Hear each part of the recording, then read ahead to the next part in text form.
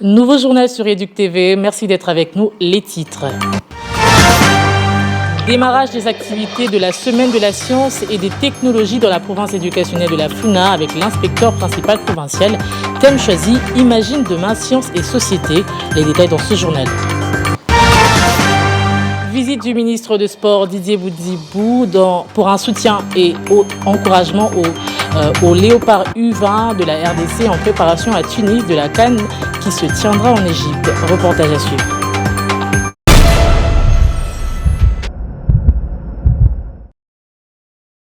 Bienvenue si vous nous rejoignez. La ministre d'État, ministre de l'Éducation nationale et Nouvelle Citoyenneté, Raissa Malou, a lancé la 12e édition de la Semaine de la science et des technologies qui se veut itinérante. Cette édition 2025 porte sur le thème Imagine demain, science et société. Selon son initiatrice, Raissa Malou, ce thème appelle à une réflexion collective au lien entre savoir scientifique et enjeux sociaux. On l'écoute.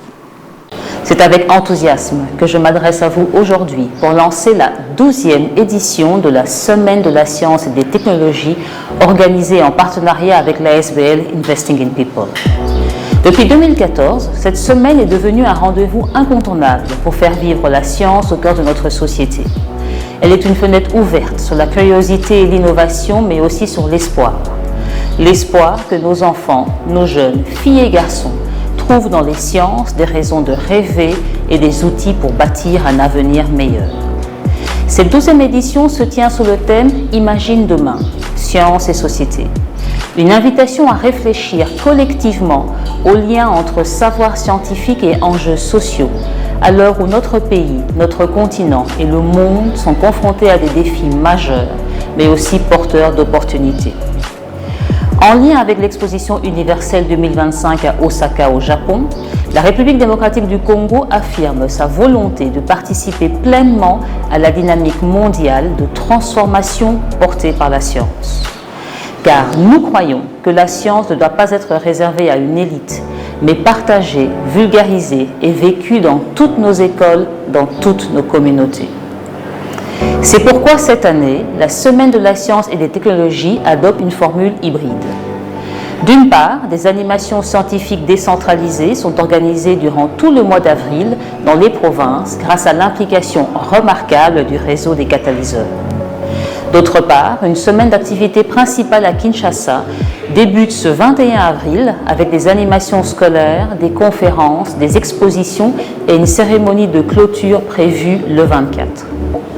Nous voulons que chaque enfant, chaque élève, chaque enseignant en RDC puisse dire « la science est aussi pour moi ». Nous voulons que les jeunes filles voient dans les sciences un espace légitime pour leur créativité, leur ambition et leur voix. Et dans la province éducationnelle de la Funa, l'inspecteur principal provincial a ouvert le démarrage des activités de la Semaine de la science et des technologies qui a pour thème, vous le savez, Imagine demain, science et société. Suivez ce reportage de Regen Tanzei. Dans le cadre de la Semaine de la science et des technologies lancée par la ministre d'État, ministre en charge de l'Éducation nationale et Nouvelle Citoyenneté Raissa Malou, l'inspecteur principal provincial de la Funa, Agathe Mambele, a elle donné le coup d'envoi de ses activités à l'école Madame Sévigné de Bandalungwa, tout en exprimant sa satisfaction pour cette initiative. Monsieur le Président de la République, pour son souci sur le système éducatif de notre pays et son choix porté sur Madame la Mineta, c'est un bon choix parce que notre ministre pense avec son thème que Imagine demain. Donc vous voyez déjà qu'il y a déjà l'avenir qui pointe à l'horizon. Donc la Semaine de la science est pour nous une bonne tranche de réflexion, de travail et d'expérience. Parce que je viens de voir que même à l'école primaire, avec la leçon de la technologie, on apprend déjà à l'enfant du 6e primaire à remplacer une ampoule. Et d'autres expériences que j'ai vues avec la nature, on peut transformer beaucoup de choses. Choses parfois, on n'y pensait pas.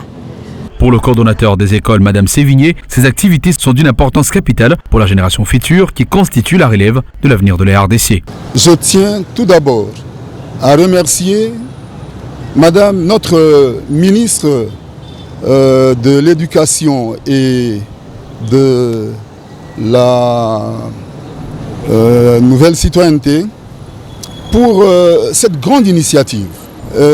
Cette semaine, c'est une semaine de la science et des technologies, comme je l'ai dit. Et ça, dans notre cadre de formation, dans notre cadre de l'éducation, ça fait partie du génie créateur, même de nos enfants. L'IPP a ensuite visité les différents stands où elle a reçu les explications sur le bien fondé de la Semaine de la Science.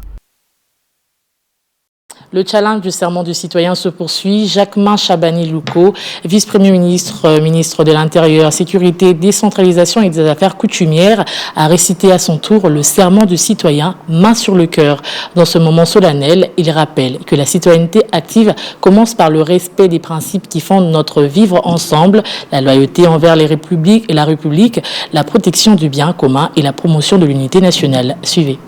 Moi, Chabani-Louko Biango Jacquemain, je jure de servir en toutes circonstances, avec fidélité et loyauté, la République démocratique du Congo, d'aimer et de respecter mes compatriotes, de protéger le bien commun et de promouvoir l'unité et la fraternité nationale. On va se rendre dans la partie est de la RDC. Le complexe scolaire Anne Rose de la sous-division urbaine de Bunia remporte la finale du tournoi de football scolaire masculin organisé par la division provinciale de l'éducation nationale et de nouvelle citoyenneté Ituri 1. Retour sur cette activité tenue le 18 avril dernier dans ce reportage de Joseph Kandoli. C'est ce trophée soulevé après une victoire pendant la finale du tournoi inter-sous-division de l'éducation nationale et nouvelle citoyenneté Ituri 1, lancé officiellement le 9 avril 2025 par le vice-gouverneur policier de l'Ituri, avec la participation des 4 écoles réparties dans les 4 sous-divisions de la province éducationnelle Ituri 1, dans une finale qui a opposé l'Institut Al-Majidi de la sous-division Mambasa 1 contre le complexe scolaire Anne Rose de la sous-division urbaine de Bunia, sous l'ambiance de victoire.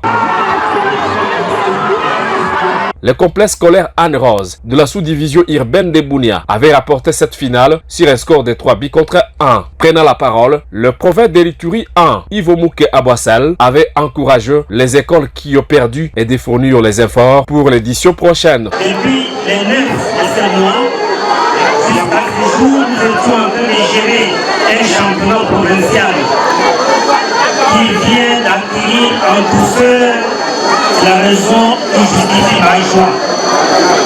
Je voudrais ici demander aux équipes qui n'ont pas été performantes de ne pas se décourager. L'année prochaine, une telle disposition sera encore prise. Par ailleurs, le vice-gouverneur policier de l'Ituri, le général Raous Tchaloué, déterminé à accompagner les activités sportives en Ituri 1 sous l'administration militaire, avait placé un mot de clôture de ces tournois avec cet encouragement. Félicitations à tous. À l'année prochaine, préparez-vous pour que l'année prochaine soit encore plus meilleure que cette année. Bravo les gars. Il est à signaler que cette finale a eu lieu au stade Amani de Bunia le 9 avril 2025 à présence de plusieurs autres invités. Revenons à Kinshasa, réunion conjointe entre les Nations Unies et le gouvernement congolais pour dynamiser et assurer le suivi rigoureux de leur cadre de coopération pour le développement durable 2025-2029, aligné sur les priorités nationales et supervisé par un comité de pilotage conjoint. L'efficacité et la coordination des actions sur le terrain sont au cœur des engagements pour apporter des changements concrets et durables à la population congolaise, marquant une étape cruciale de leur partenariat.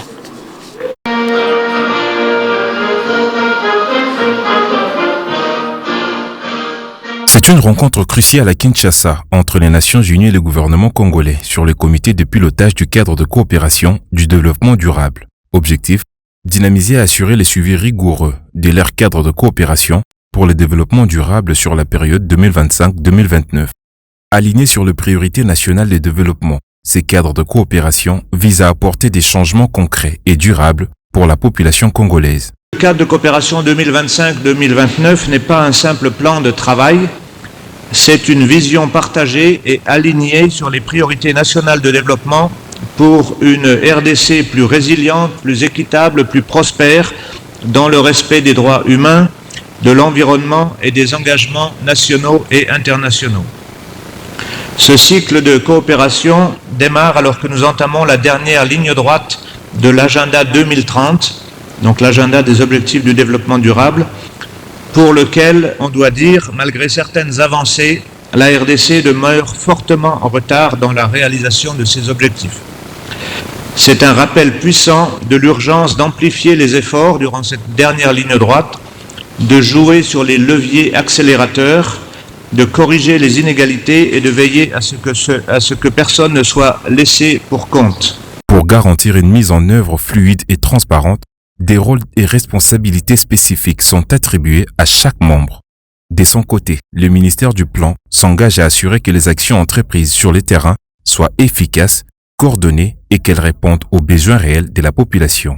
Le ministère du Plan et de la coordination de l'aide au développement réitère son engagement à jouer pleinement son rôle.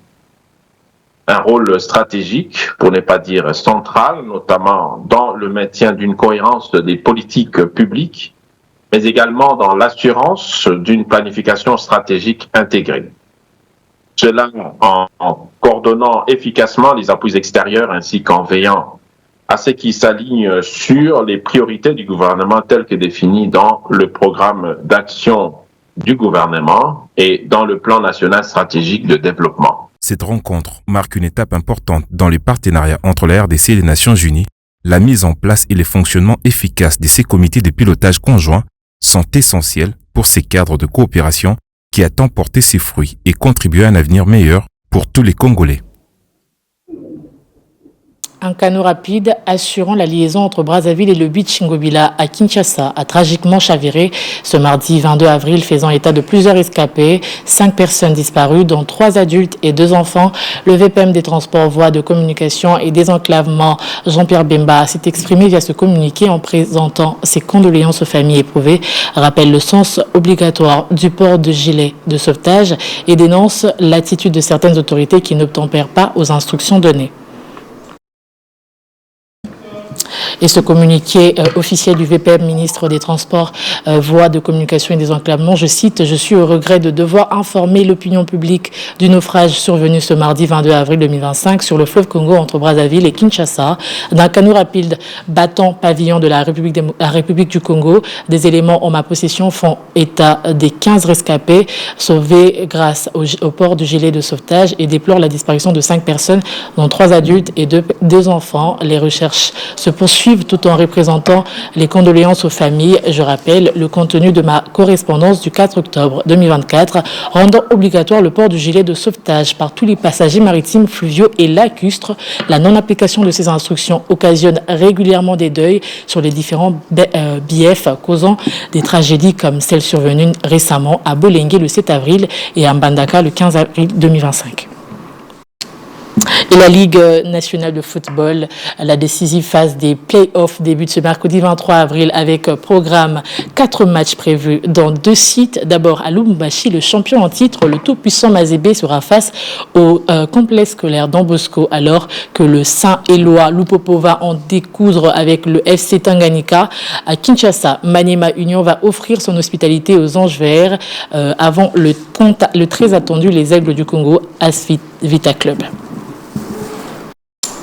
Les Léopards U20 de la RDC, en préparation à Tunis de la CAN qui se tiendra en Égypte, ont reçu la visite du ministre de Sport Didier Boudzimbou pour un soutien et encouragement du gouvernement qui permettra aux joueurs d'avoir un bon moral avant le début de la compétition. Patient Chaba.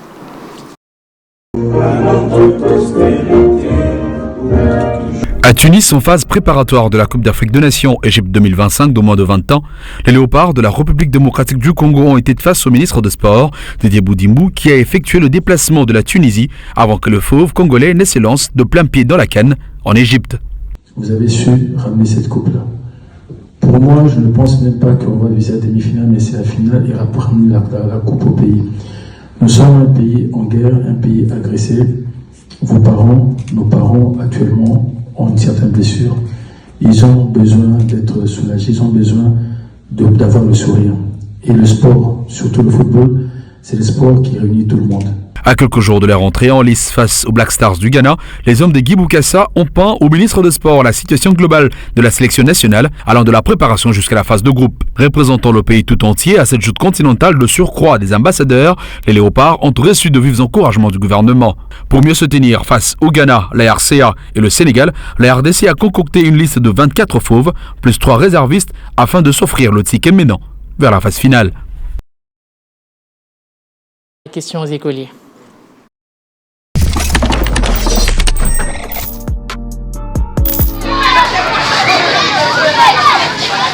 Plusieurs disent la connaître et même la mettre en pratique. L'intégrité, qu'est-ce que c'est exactement? Nous nous y sommes penchés cette semaine avec notre cible. Vous le savez, les écoliers, suivez.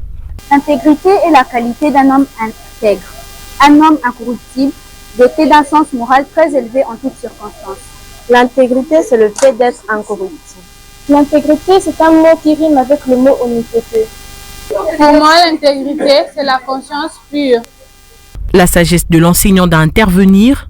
L'intégrité est un mot qui rime avec la confiance. Un homme intègre, c'est un homme qui a à qui on peut faire confiance. Merci d'avoir suivi ce numéro et à la semaine prochaine.